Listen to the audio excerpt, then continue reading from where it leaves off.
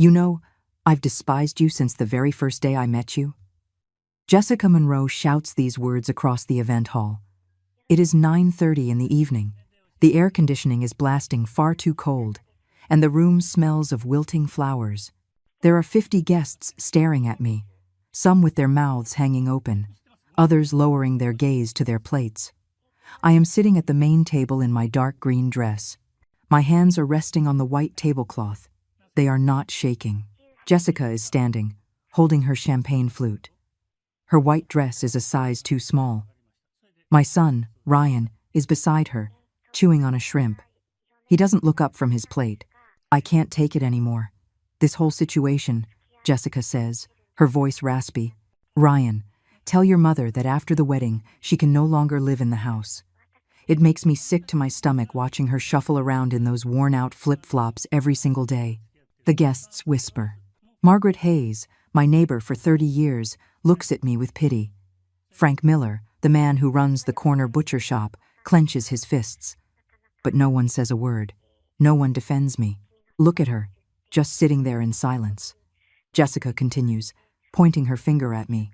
Like a statue. That's what she's like every day in the house. Wandering the halls like a ghost, banging pots and pans around at 5 o'clock in the morning. Ryan finally lifts his head. His face is flushed. He takes a gulp of red wine and dabs his mouth with a napkin. Jessica, please, he says in a low voice. Not here. Why not here? Jessica laughs. Everyone already knows. Everyone knows your mother is a burden on us. A 67-year-old woman who doesn't know how to do anything but make casseroles and watch her daytime soap operas. I feel the heat rising up my neck, my cheeks burning. But I say nothing. I do not move.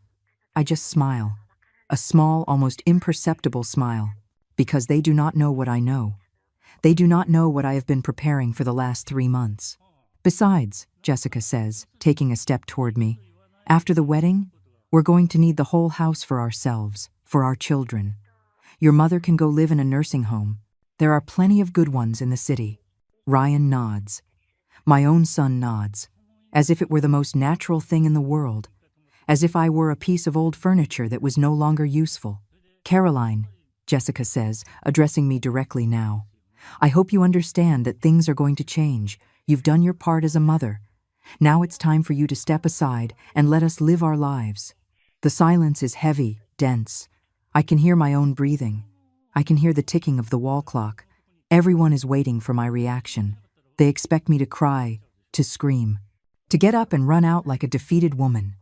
But I am not a defeated woman. Not after everything I have discovered. Not after all the months I have spent preparing for this exact moment.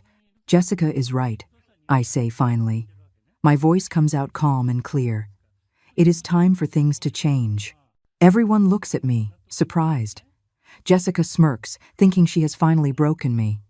Ryan sighs in relief, believing this will be easier than he thought. But then I do something no one expects.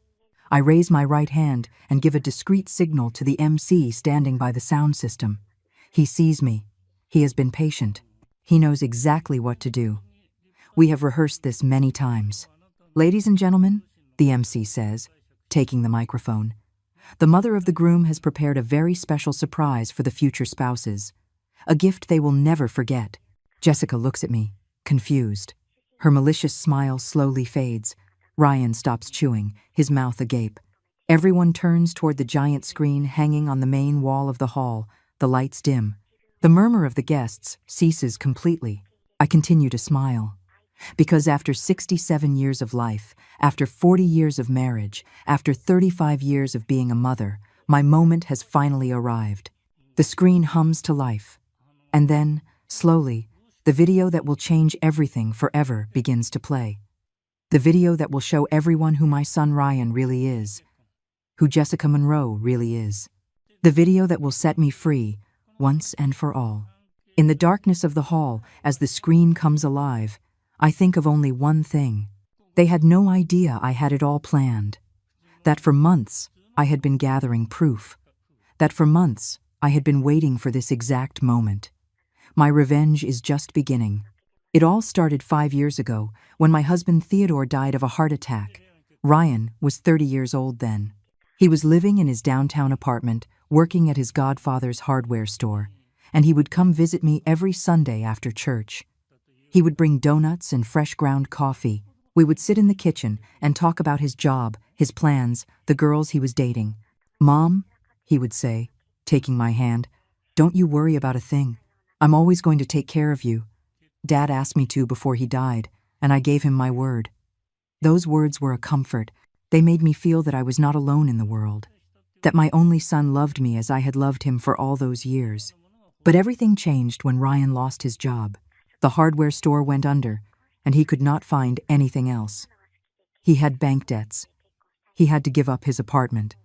One night, he showed up at my house with 2 suitcases and eyes red from crying. "It's just for a few months, Mom," he said, "until I get back on my feet." I said yes. Of course I said yes. He was my son, my only family. The house was large, filled with memories of his father. I thought it would be nice to have the company. The first few months were peaceful. Ryan looked for work during the day. At night, we would watch television together. I cooked his favorite meals. He helped me with the heavy groceries. It seemed like everything would be fine. But Ryan did not find a job. 6 months passed, then a year. He started drinking beer in the afternoons. He would stay up late watching videos on his phone. He stopped helping me with chores around the house. He stopped looking for work with the same energy. "This town has no opportunities," he would say. "All the jobs are for young people who know their way around a computer." I tried to encourage him. I told him things would get better, that he had to be patient. But inside, I was starting to worry. My son was changing. He was becoming bitter, resentful. And then Jessica Monroe appeared. He met her at a birthday party at his cousin Megan's house. Jessica was 23 years old. She worked as a paralegal at a law firm and came from a wealthy family. Her father owned 3 clothing boutiques downtown. Ryan came home that night talking about her as if he had met a goddess. "Mom, she's the most beautiful woman I've ever seen. She's smart, elegant, sophisticated, and she actually paid attention to me. I can't believe it." At first, I was happy for him. I thought a girlfriend would do him good, that it would motivate him to get a job, that it would pull him out of the depression he was sinking into. But when Jessica came to visit for the first time, I knew immediately there was something I did not like. She arrived in an expensive dress and high heels. She looked at my home as if it were a dirty place. She sat on the edge of the sofa as if she were afraid of getting it soiled. "Caroline," she said to me with a fake smile, "Ryan has told me so much about you. You have such a lovely home." But her eyes said something else. Her eyes scanned the old curtains, the worn wooden furniture, the yellowed photographs on the walls. Her eyes were judging me. During dinner, Jessica talked nonstop about her job, her friends, the expensive restaurants she liked to eat at. Ryan looked at her, captivated, hanging on every word that came from her red-painted lips. "My family has a house at the beach," Jessica said. "We should go for a weekend, Ryan. You'll love it." After that first visit, Ryan began to change even more. He started criticizing my cooking. "Jessica says I eat too much salt, that it's not healthy." He started complaining about how I dressed. "Mom, why don't you buy some more modern clothes? Jessica knows some really great stores." Slowly, my son drifted away from me. We no longer watched television together. We no longer talked in the kitchen. He went out every night with Jessica and came home late. On weekends, he would go to the Monroe's beach house. And when he returned, he always had something to complain about. That the house was too old, that I did not know how to cook modern food, that my friends from the neighborhood were uneducated people. "Jessica says you should learn how to use a computer," he told me once. "That women your age can't afford to get left behind." "Jessica says this house needs a complete remodel," he said another time. "It'll never be worth anything looking like this." It was always, "Jessica says this, Jessica says that," as if that girl's opinions were worth more than mine, as if she knew my own house, my own life, better than I did. But the worst came when Ryan announced they were getting married. It was a Tuesday evening. I was washing dishes after dinner. He came in with a bottle of wine and 2 glasses. "Mom, I have some important news," he said. "Jessica accepted my proposal." End of 2. I forced myself to smile, to congratulate him, to hug him. But inside, I felt a cold knot in my stomach, a premonition, a fear I could not explain. "When are you getting married?" I asked him. "In 6 months. Jessica wants a big wedding. Her parents are going to pay for everything." That night, after Ryan went to bed, I lay awake, thinking about how my son had changed, thinking about the way Jessica looked at me, thinking about the future. And for the first time in my life, I was afraid of being alone. Not alone because my husband was gone, but alone because my own son was becoming a stranger, someone who no longer saw me as his mother, someone who saw me the way Jessica saw me, as an obstacle, as something old and useless. That was the night I began to understand that my son was no longer my son. He had become someone else, a person I did not know, a person who scared me. The first time I learned the truth was on a Thursday afternoon. Ryan had gone out with Jessica to look at wedding dresses. I was cleaning his room because he never did it anymore. Under his bed, I found a folder full of papers. At first, I thought they were documents from the job he had gotten at the gas station. But when I saw my name written on one of the papers, my curiosity got the better of me. I opened the folder, and my world fell apart. They were bank documents. Paperwork for a loan Ryan had taken out using my house as collateral. My house. The house my husband and I bought with the sweat of 40 years of work. The house where Ryan was born and raised. He had forged my signature. He had submitted documents stating that I had agreed to put the house up as security for a $20,000 loan, money he had used to buy a new car and to pay for the honeymoon Jessica wanted in Cancun. My hands trembled as I read. My heart pounded so hard I thought I was going to have a heart attack like my husband. Ryan had lied. He had committed fraud. He had put the only place I had in the world at risk. But the worst was yet to come.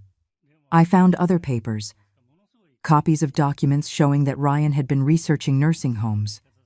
He had a list with prices, locations, services. He had marked the cheapest ones with a yellow highlighter. On a loose sheet, in his own handwriting, he had jotted down, "Mom, Oakwood Meadows, $3,000 a month, close to the hospital in case of emergencies." I sat on his bed, the papers in my hands. I could not breathe. I could not think. My own son was planning to put me in a home. My own son had decided my future without asking me a single thing. But there was still worse to come. At the bottom of the folder, there was a yellow envelope. Inside, I found a handwritten letter from Jessica. A letter addressed to Ryan that said, "My love, I already spoke with my parents and they agree. After the wedding, your mom can't keep living with us. It's impossible to start a new family with an old woman in the house. I already checked, and Oakwood Meadows is very nice. They have nurses 24 hours a day and activities to keep her busy. We can sell some of your mom's old furniture to pay for the first 3 months. Don't feel guilty. It's for the best for everyone." I read that letter 5 times.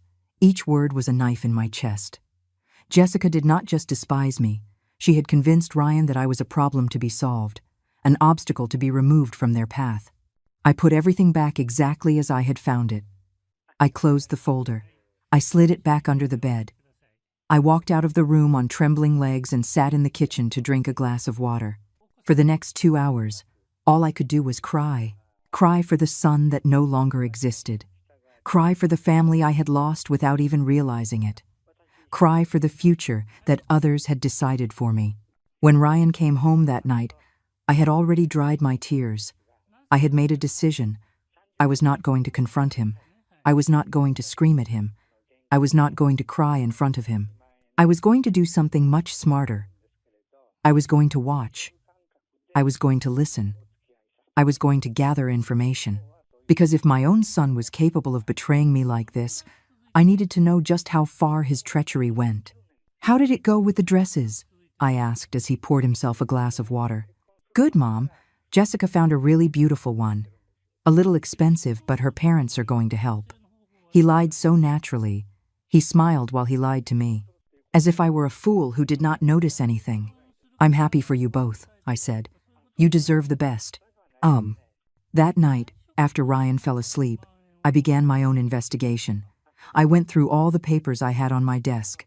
I looked for documents for the house, my husband's life insurance policy, my bank account.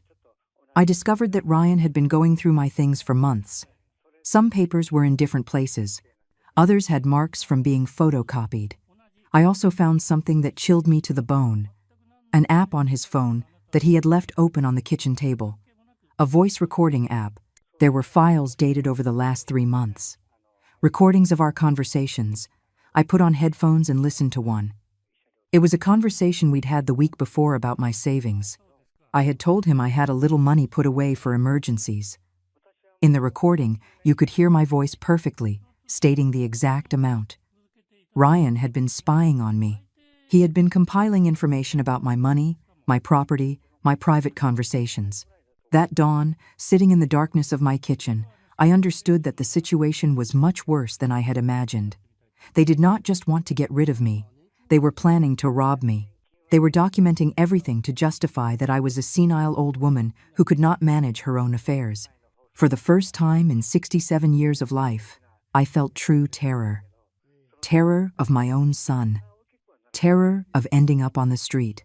Terror of dying alone and abandoned in a home while they lived in my house with my money. But along with the terror came something I had never felt before. Rage. A cold, calculating, intelligent rage. A rage that did not ask me to scream or cry. A rage that asked me to plan. If Ryan and Jessica wanted to play dirty, I was going to teach them how to really play dirty. If they thought they could manipulate a foolish old woman, they were about to find out they had picked the wrong woman. That dawn, while they slept peacefully, believing they had everything under control, I began to plan my counterattack. They did not know that in 40 years of marriage, I had learned to be very observant. They did not know that I had raised a son and therefore knew every form of manipulation. They did not know that the quiet, submissive woman they saw every day was just a mask. A mask I had worn to keep the peace in my family. But the peace was over, and the mask was about to come off. The next day, my real work would begin. The work of saving my life and my dignity. The work of showing them they had chosen the wrong victim. The work of preparing the complete and utter destruction of their plans. The next day, I woke up at 5 o'clock in the morning, as always. But this time was different. I was not the same woman who had gone to bed the night before. During those few hours of sleep, something had changed inside me. The victim had died. A strategist had been born. I made coffee and sat in the kitchen with a new notebook I had bought the previous week to write down recipes. Now, I was going to use it for something completely different. To plan the downfall of my son and his fiancée. On the first page, I wrote, Ryan Thompson and Jessica Monroe, Revenge Plan. Below, I made a list of everything I had discovered. The fraudulent loan, the nursing home plans, the secret recordings, Jessica's letter. It was all documented. I had proof, but I needed more. When Ryan came down for breakfast, I had my first performance ready. Son, I said, serving him scrambled eggs. I was thinking yesterday about what you said about the wedding. I think you're right. This house is too old for a young couple. Ryan looked up, surprised. Really, Mom? Yes, I lied with a smile. Jessica deserves to start her marriage in a nice place. You two need your privacy. Ryan's eyes lit up. He thought he had won, that he had finally convinced me to leave voluntarily. So what are you going to do? Where will you go? Well, I said, acting as if I were thinking it over. I've been looking at some options. There are some very nice places for people my age, with activities, nurses, other ladies to talk to. It was a lie, of course. But I needed Ryan to think his plan was working. I needed him to let his guard down. I'm so glad you're thinking that way, Mom. Jessica is going to be thrilled. After breakfast, Ryan left for work, whistling. He thought he had won the lottery, that I would leave without a fight and he would get everything. As soon as he was gone, I picked up the phone and called Arthur Vance, the lawyer who had been my husband's friend for 30 years. Arthur was 72 and retired, but he still helped old friends with legal problems. Arthur, I said, I need to see you urgently. It's a very serious matter. Of course, Caroline. Do you want me to come to your house? No. Better at your office. And Arthur, this has to stay between us. No one can know I came to see you. An hour later, I was sitting across from Arthur in his small downtown office. I told him everything. I showed him the copies I had made of the fraudulent loan documents. I showed him Jessica's letter. I explained about the recordings. Arthur listened in silence, shaking his head sadly. When I finished speaking, he took off his glasses and wiped his eyes. "Caroline," he said, "this is very serious. Ryan committed forgery and bank fraud. He could go to prison. I don't want to send him to prison, Arthur. He's my son. But I also don't want to end up in a nursing home while they live in my house with my money. What do you want to do then?" "I want to protect myself. I want to make sure they can't do anything to me. And I want them to learn a lesson they will never forget." Arthur smiled.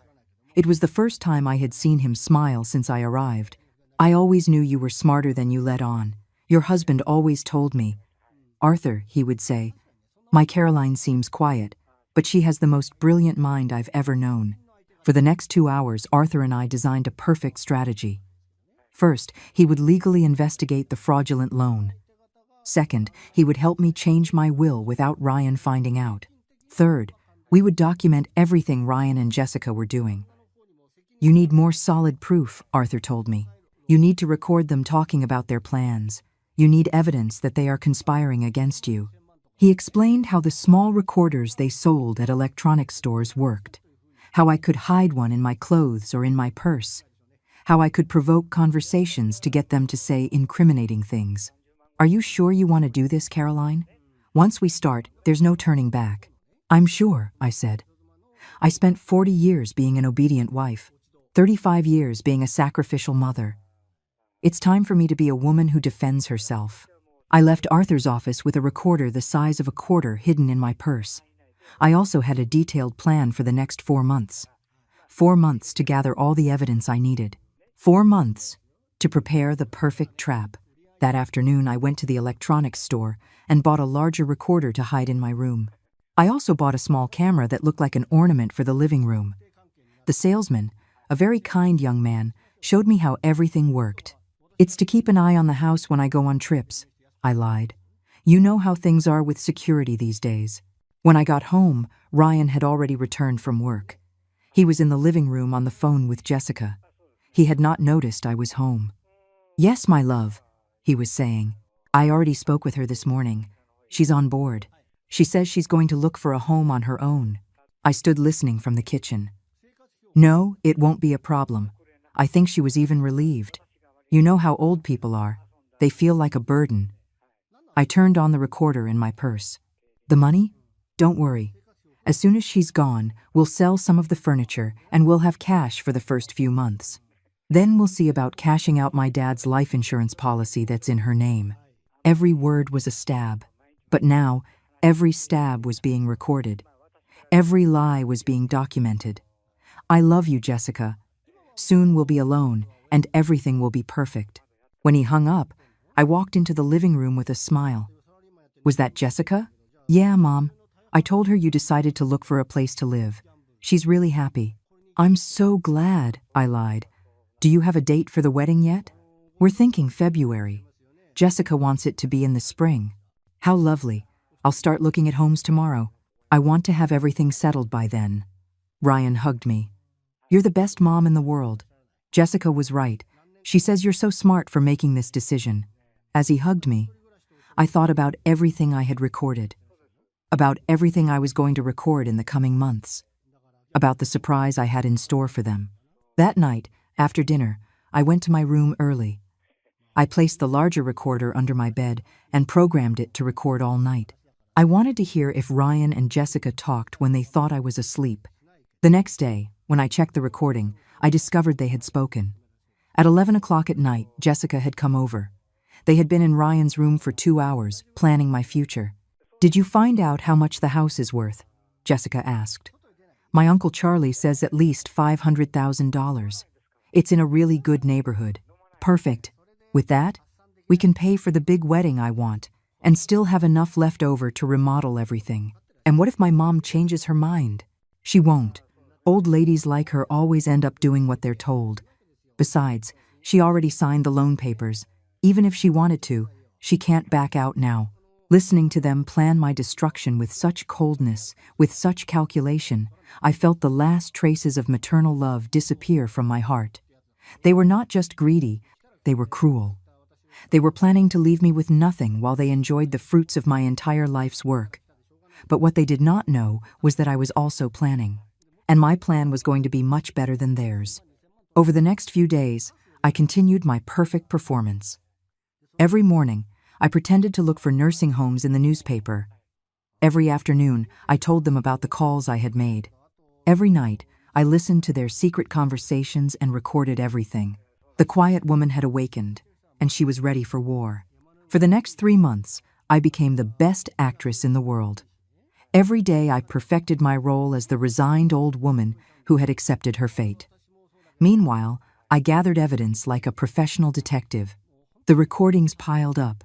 Ryan and Jessica talked every night about their plans, about how they were going to remodel my house, about the furniture they were going to sell, about the money they were going to get from my husband's life insurance. After the wedding, we're changing all the locks, Jessica said, so your mom can't come back even if she changes her mind. What if she comes for her things? We give her an hour to pack the basics. The rest we sell or throw out. It's not like she'll need anything in the nursing home anyway. Arthur helped me change my will without Ryan knowing. Now, all my money and properties would be donated to a children's home. Ryan would not inherit a single dollar. Are you sure, Caroline? Arthur asked me. He's your only son. My son died a long time ago, I replied. This man living in my house is a stranger who wants to rob me. We also investigated the fraudulent loan. Arthur hired a private investigator who confirmed that Ryan had forged my signature. We had enough evidence to send him to prison for 5 years. But I did not want legal justice. I wanted poetic justice. The idea for the video came one night in November. Ryan and Jessica were watching a wedding show on television. They were talking about the ceremony they wanted. My dream is to have a wedding that no one will ever forget, Jessica said. One that people talk about for years. In that moment, I knew exactly what I was going to do. I was going to give Jessica the wedding she would never forget, but not for the reasons she expected. The next day, I called Arthur and explained my plan. I want you to hire someone who can edit the recordings into a video, I told him. I want them to take all the conversations where they talk about putting me in a home, selling the house, taking my money. What for? To show it to everyone at their engagement dinner. Arthur was quiet for a moment. Then he laughed. Caroline, you're diabolical. I love it. We organized everything with military precision. The video editor was a young man Arthur worked with on divorce cases. He knew how to combine audio with images to create impactful presentations. Mrs. Thompson, he said when I explained what I wanted, this is going to be a nuclear bomb. The video was perfect. It was 15 minutes long. It started with photos of Ryan as a child, with me and his father. Soft music played in the background. It looked like a normal tribute. But then, the recordings would start. Ryan's voice saying I was a burden. Jessica's voice explaining how they were going to get rid of me. The plans for the nursing home. The conversations about selling my furniture. All documented. All with dates and times. All in their own voices. The video ended with a sentence that appeared in large letters. So you know who Ryan Thompson and Jessica Monroe really are. Meanwhile, I kept pretending to look for nursing homes. Once a week, I would leave the house with my purse and come back with brochures from different places. Ryan and Jessica thought I was making arrangements to leave. Have you decided which home you like best? Ryan would ask. I'm between 2 options, I would lie. One is closer to downtown, but the other has better activities. Take your time, Mom. We want you to be comfortable. What a hypocrite. What a liar. But I just kept smiling and acting as if I believed him. In December, Jessica announced they had decided to have a large engagement dinner before the wedding. They were going to invite all the family, friends, and neighbors. They wanted it to be a memorable event. It's going to be in the ballroom at the country club, Ryan told me. Jessica wants it to be very elegant. How lovely, I replied. Can I help with anything? Don't worry, Mom. Jessica's parents are hiring everyone. You just have to show up, look pretty, and enjoy yourself. Perfect. I could not have asked for a better opportunity. A week before the dinner, I called the MC they had hired. He was an older man who had known my family for years. Mr. Davies, I said, I need to ask you a very special favor. I explained that I wanted to do a surprise for Ryan and Jessica, that I had a tribute video I wanted to show during the dinner. Of course, Mrs. Thompson. What time would you like me to play it? When I give you the signal, I said. It's a surprise, so it has to be at the exact right moment. Mr. Davies agreed without any questions. He thought I was just a sweet mother preparing something nice for her son. The last few days before the dinner were the hardest. Ryan and Jessica were excited. They talked constantly about the party, about the guests, about how perfect the night was going to be. In the end, everything worked out, Ryan said to me the night before. You found a place where you'll be happy. We're going to start our life together. Everybody wins. Yes, I replied. We are all going to get exactly what we deserve. That night, I could not sleep. Not from nerves, from excitement. After months of humiliation, lies, and betrayal, the moment of my revenge had finally arrived. I got up early and got ready with care. I chose my dark green dress. I had my hair done at the salon. I put on the pearl earrings my husband had given me for our 20th anniversary. I wanted to look perfect for my moment of triumph. When we arrived at the hall, everything was decorated with white flowers and gold lights. The guests began to arrive. My neighbors, Ryan's friends, Jessica's family, all dressed elegantly, all expecting a night of celebration. But I knew it was going to be a night they would never forget. A night where the truth would finally come to light. A night where Caroline Thompson would stop being a victim and become justice itself. The event hall was full by 8 o'clock in the evening. 50 people in their finest attire, champagne flutes in hand, cheerful conversations filling the air. The main table was adorned with white roses and gold candles. Everything looked like it was torn from the pages of a wedding magazine. I was seated in my place of honor, next to Ryan and Jessica. I wore my dark green dress, my pearl earrings, and a smile I had perfected over months. The smile of a proud mother celebrating her son's engagement. But inside, I felt something I had never experienced before. A cold calm, an absolute certainty, the tranquility of someone who knows they hold all the winning cards. Jessica was radiant in her form-fitting white dress. She moved through the hall like a queen, receiving congratulations, posing for photos, savoring every moment of attention. Ryan followed her with a lovesick gaze, like a teenage boy. "Caroline," said Margaret Hayes, approaching my table. "You look so lovely tonight, and everything is so elegant." "Thank you, Margaret. Jessica has very good taste for planning parties."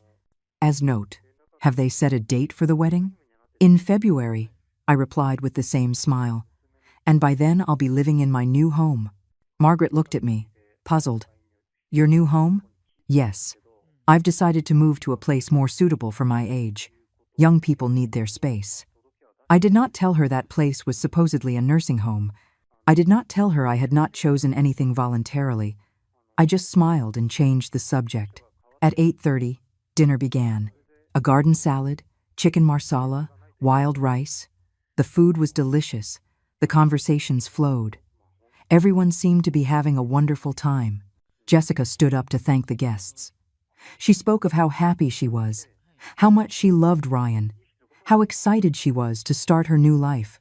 "And I want to especially thank my future mother-in-law," she said, looking at me, "for being so understanding and supporting us in all of our decisions." The guests applauded. Some looked at me with affection. They thought Jessica was honoring me. They did not know she was mocking me. Then Ryan spoke. He thanked Jessica's parents for paying for the party. He talked about their plans for the future, about the house they were going to remodel, about the children they wanted to have. "My mother always taught us that family is the most important thing," he said. "And now our family is going to grow." As he spoke, I discreetly checked my purse. The small remote control was there. Mr. Davies, the MC, glanced at me from time to time, waiting for my signal. Not yet. First, I wanted them to keep talking. I wanted them to keep lying in front of everyone. I wanted them to dig their own grave. At 9 o'clock, it was time for toasts. Jessica's parents said nice words about love and marriage. Ryan's friends told funny stories from college. Everyone toasted to the couple's happiness.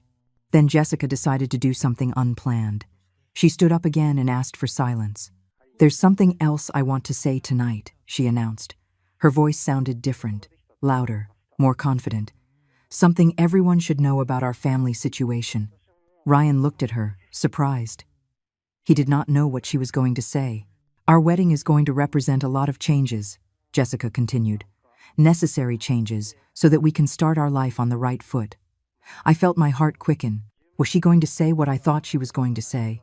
"For example," Jessica went on, with a smile that did not reach her eyes, "my future mother-in-law has decided to move to a more appropriate place for her age, a place where she will have the company and care she needs." The murmurs began. Some guests looked confused, others uncomfortable. "It's a very brave decision," Jessica said, "because not all women her age have the courage to accept that they can no longer live alone." There it was, the public humiliation I had been waiting for. Jessica could not help herself. She had to make me look bad in front of everyone. She had to prove that she had won. "I really admire Caroline," Jessica continued, "for recognizing her limitations and making the right choice." The silence in the hall was awkward. People did not know whether to clap or stay quiet. Ryan's face was red, and he was trying to signal Jessica to stop, but she was on a roll. She had started and could not stop. "At first I thought it would be difficult to convince her," she said, laughing, "but it turned out to be easier than I imagined. In the end, older people understand when they are no longer useful." Those words were like a slap in the face. Several guests exchanged shocked glances. Margaret looked outraged. Frank was clenching his fists. "Jessica," Ryan mumbled, "please." "What?" Jessica said. "I'm just telling the truth. Your mom has served her purpose. She raised her son. She was a wife. Now it's her turn to step aside so the new generations can thrive." The venom in her voice was impossible to hide. She was no longer pretending to be sweet. She was no longer acting like the perfect fiancée. She was showing her true colors in front of everyone. And that was exactly the moment I had been waiting for. I stood up slowly. Everyone looked at me. Jessica fell silent, waiting for my reaction, waiting for me to cry, to break down, to run out, humiliated.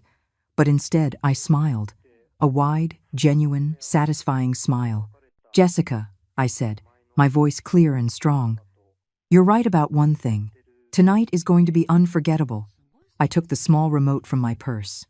I looked toward Mr. Davies and nodded. "Ladies and gentlemen," Mr. Davies announced, taking the microphone, "the mother of the groom has prepared a very special surprise, a tribute video for the future spouses." The lights went out. The giant screen lit up. Jessica looked at me, confused. Ryan frowned. And then, my revenge began. The screen showed photos of Ryan as a child. Soft music played in the background. Everything seemed normal, a typical tribute from a proud mother. But I knew what was coming next, and I could not wait to see their faces when they realized what they had really done. My moment had arrived. The soft music filled the hall as photos of a young Ryan appeared on the screen. The guests smiled tenderly, seeing images of my son playing in the park, blowing out birthday candles, graduating from high school. It all seemed like a normal tribute from a loving mother. Jessica relaxed in her chair. Ryan smiled, relieved, thinking it was just a sentimental video. The guests murmured affectionate comments about what a cute child my son had been. But then, the music changed. It became more dramatic. The family photos vanished, replaced by images of documents, bank papers, contracts, forged signatures. "What is this?" Ryan muttered. On the screen, text appeared in large letters. "The real plans of Ryan Thompson and Jessica Monroe." The hall fell into absolute silence. Jessica turned pale. Ryan tried to stand up, but I placed my hand on his arm. "Sit down, son," I said in a calm voice. "This is just beginning." The first recording began to play. Ryan's voice echoed clearly throughout the hall. "My mom's getting old. She's not thinking clearly anymore. We have to convince her to go to a home before she realizes what we're doing." The guests looked at each other in shock. Margaret brought a hand to her mouth. Frank shook his head in disgust. "That's not real," Jessica shouted. "It's a lie." But then the second recording started. Jessica's voice. "Old ladies like her always end up doing what they're told. Besides, she already signed the loan papers. Even if she wanted to, she can't back out now." The silence was sepulchral. 50 people stared at the screen, mouths agape, listening to how my son and his fiancée had plotted to rob and abandon me. "Turn that off!" Ryan yelled, trying to stand again. "Let it finish," I said. "After all, you always wanted an unforgettable wedding." The third recording was devastating. Jessica speaking coldly about selling my furniture. "Give her an hour to pack the basics. The rest we sell or throw out. It's not like she'll need anything in the nursing home anyway." Several guests began to rise from their seats. Some looked outraged. Others simply wanted to leave, but no one could look away from the screen. "This is illegal!" Jessica screamed. "You can't record private conversations." "Private conversations?" I replied without losing my composure. "In my own house? Planning to rob me in my own living room?" The video continued. More recordings played. Ryan talking about how he forged my signature for the bank loan. Jessica calculating how much money they would get from selling the house. The two of them laughing about how easy it had been to deceive me. After the wedding, "We're changing all the locks." Jessica's voice was heard saying on the recording, "So your mom can't come back even if she changes her mind." Jessica's father stood up from his table, his face red with shame. "Jessica, what is the meaning of this?" "Dad, don't believe her. That old woman is crazy." But it was too late. The video showed real documents. Copies of the forged papers. Evidence of everything they had planned. There was no way to deny it. The most shocking recording came at the end. Ryan and Jessica talking about my husband's life insurance policy. "As soon as she's in the home, we'll see about cashing out my dad's life insurance policy that's in her name. That money should be ours." "Enough!" Ryan screamed, slamming his fist on the table. "Enough!" But I was not going to stop. Not after months of humiliation. Not after they planned to steal everything I had worked for over 40 years. "There's still more," I said calmly. On the screen, photos of the nursing home brochures Ryan had been reviewing appeared. Documents where he had calculated the costs, notes in his own handwriting about how they were going to get rid of me. The text on the screen read his note aloud. "Mom, Oakwood Meadows, $3,000 a month, close to the hospital in case of emergencies. R." The murmurs in the hall turned into exclamations of outrage. Several people started yelling at Ryan and Jessica. Others simply got up and left without a word. "You are despicable," Margaret shouted. "How dare you treat your mother like that? You should be in jail," Frank added. Jessica desperately tried to explain herself. "You're misinterpreting everything. We just wanted what was best for her." "What was best for me?" I finally stood up. My voice rang out, clear and strong, throughout the hall. Stealing my house was what was best for me. Forging my signature was what was best for me. Planning to put me in a home against my will was what was best for me. Ryan had tears in his eyes, but they were not tears of remorse. They were tears of rage at being caught. "Mom, please," he mumbled. "We can talk about this in private." "No," I shouted. "No more private conversations, no more lies. For months, you treated me like I was a stupid old woman who didn't realize anything." The video came to an end. The final words appeared on the screen in enormous letters. "This is the true story of Ryan Thompson and Jessica Monroe, so that everyone knows who they really are." The silence that followed was absolute. No one knew what to say. No one knew where to look. Jessica broke the silence with a hysterical scream. This is all the revenge of a bitter old woman who can't accept that her son doesn't need her anymore. Those words were her final mistake. Because they confirmed everything the guests had just heard on the recordings. They confirmed it was all true. "Jessica," I said, looking her directly in the eye, "you're right about one thing. I am an old woman, but I am not stupid, and I am definitely not a victim." I walked toward the microphone that Mr. Davies had left on a nearby table. It was time for my final speech. "Ladies and gentlemen," I said, "I apologize that you had to witness this, but it was necessary for everyone to know the truth. For months, I pretended to be the foolish mother who let herself be manipulated, but in reality, I was gathering evidence, documenting everything, preparing for this moment. Because nobody, and I repeat, nobody, has the right to decide my future without consulting me. Nobody has the right to steal from me. And nobody has the right to treat me like I'm trash." My revenge was complete. But the final blow was yet to come. The hall was in total silence. The few remaining guests looked at me with a mixture of shock and respect. Ryan had his head in his hands. Jessica was sobbing with rage, her runny makeup staining her white dress.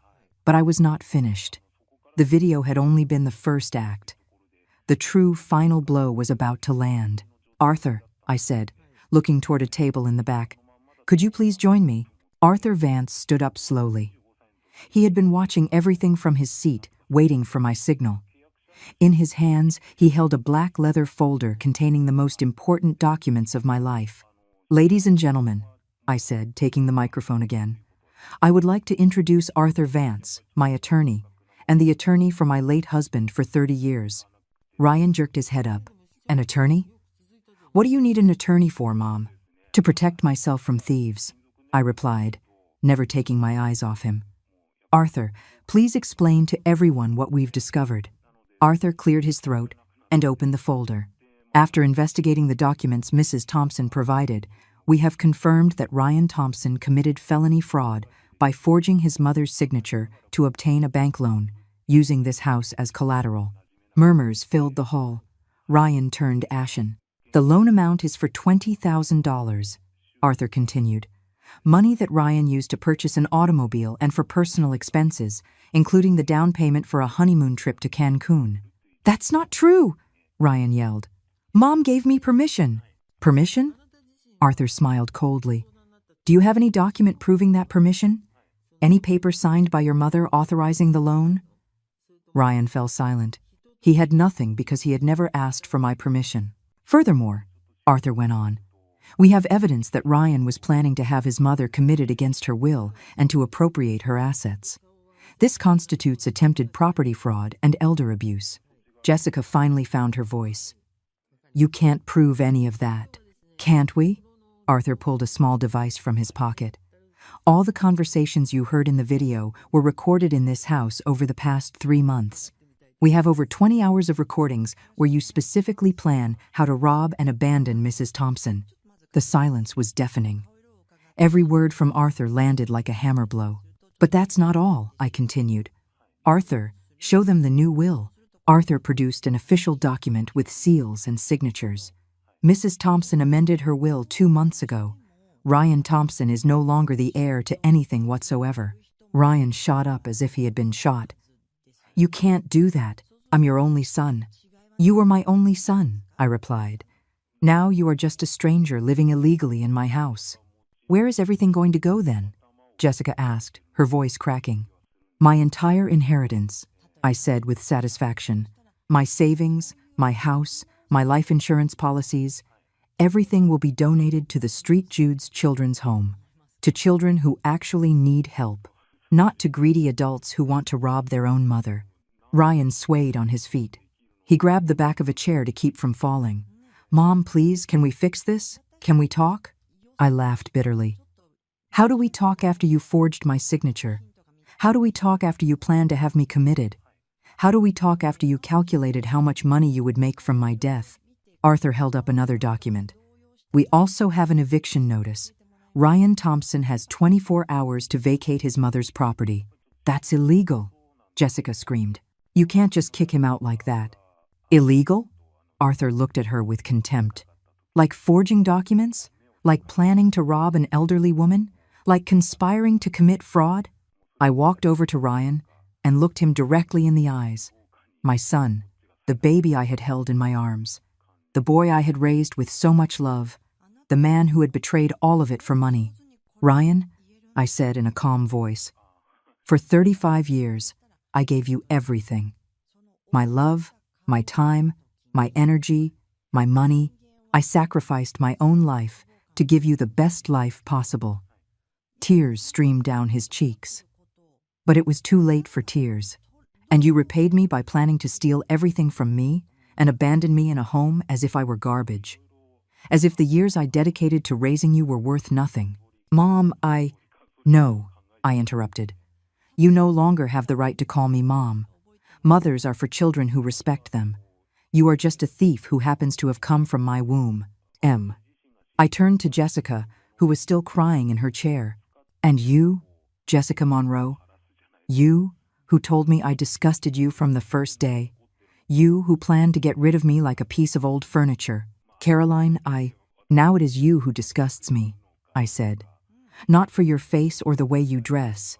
You disgust me for your rotten soul, for your heart full of malice. Arthur put the documents back in his folder. Mrs. Thompson, would you like us to proceed with criminal charges? Everyone held their breath. Ryan and Jessica looked at me in terror. They knew I had enough evidence to send them to prison for several years. I thought about my answer. I thought about justice. I thought about revenge. I thought about 40 years of happy marriage. I thought about 35 years of sacrificial motherhood. No, I said finally. I'm not going to send them to prison. Ryan sighed in relief. But, I continued, if you ever come near me again, if you try to contact me, if you even drive down my street, Arthur will file all the charges immediately. I approached the microphone one last time. Ladies and gentlemen, I am sorry you had to witness this, but sometimes it is necessary to show the truth, no matter how painful it is. The few remaining guests began to applaud. Timidly at first, then with more force. Margaret stood up and shouted, "Well done, Caroline. Those miserable people deserved it." Others joined in the applause. For the first time in months, I felt respected, valued, strong. Ryan and Jessica gathered their things in silence and left the hall without saying goodbye to anyone. Their parents followed, ashamed and humiliated.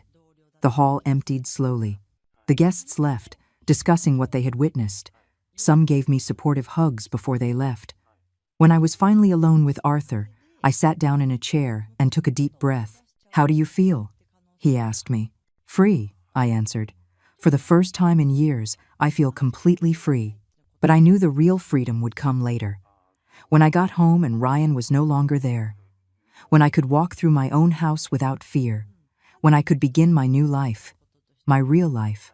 3 days later, my house was empty. Ryan had come for his things with 2 friends and a moving truck. He did not say a word to me. He did not look me in the eye. He packed his belongings in silence and left forever. Jessica did not come. I suppose she did not have the courage to face me after what had happened at the hall. I walked through the empty rooms, feeling something I had not experienced in years. Peace, real silence. Not the tense silence of someone tiptoeing through their own home, but the golden silence of someone who is finally in control of her own destiny. Ryan's room no longer smelled of beer and dirty socks. The living room no longer had his video games strewn everywhere. The kitchen no longer had his dirty dishes waiting for me to wash them like a maid. For the first time in 5 years, my house was truly mine. That first night, I slept better than I had in a long time. I did not have to listen for secret conversations. I did not have to pretend I was asleep while they planned my future. I did not have to act like the foolish old woman who understood nothing. The next day, my real new life began. Arthur helped me nullify the fraudulent loan. The bank, upon seeing all the evidence, decided not to prosecute Ryan legally, but they canceled the debt immediately and placed an alert on his credit file that would make it difficult for him to get loans for many years to come. "It's a kind of justice," Arthur told me. "He won't go to jail, but he won't be able to commit fraud so easily anymore." I also changed all the locks on the house. I wanted to be certain that Ryan could not get in, even if he had copies of the keys. The first few days were strange. After 5 years of having people in the house, being alone felt odd. But not alone in a bad way. Alone in the sense of freedom. Alone in the sense of being able to do whatever I wanted, whenever I wanted. I could watch my soap operas without anyone making fun of me. I could cook my casseroles without anyone criticizing them. I could walk around in flip-flops in my own house without anyone telling me I was a ridiculous old woman. The story spread through the neighborhood in a matter of days. People talked about what had happened at the engagement dinner. Some congratulated me when they saw me on the street. Others looked at me with a mixture of pity and admiration. Margaret came to visit me every afternoon. "Caroline," she would say, "I never thought you were capable of something like that. I always saw you as so quiet, so submissive." "I didn't know I was capable either," I would reply. "Sometimes you don't know your own strength until you have no other choice." A week later, I received a call I did not expect. It was Jessica's mother. Caroline, she said in an ashamed voice, I wanted to apologize for what my daughter did. We didn't know anything about their plans. I know, I replied. You are not to blame for what your children did. Jessica is devastated. She says you ruined her life. I was quiet for a moment. Then I answered, I didn't ruin anyone's life. I just showed the truth. They ruined their own lives with their decisions. Is there any way to fix this? Any way you can forgive the kids? Ma'am, I said firmly, forgiveness is for those who are truly sorry. Your children weren't sorry they hurt me. They were sorry they got caught. That is a very big difference. She did not call again. 2 weeks later, Arthur brought me news about Ryan and Jessica. They had broken up. Jessica's family had called off the wedding. Ryan had moved to another city. Does it make you sad? Arthur asked. No, I answered honestly. I'm sad to have lost the son I thought I had, but that son never really existed. The man who lived in my house was a stranger.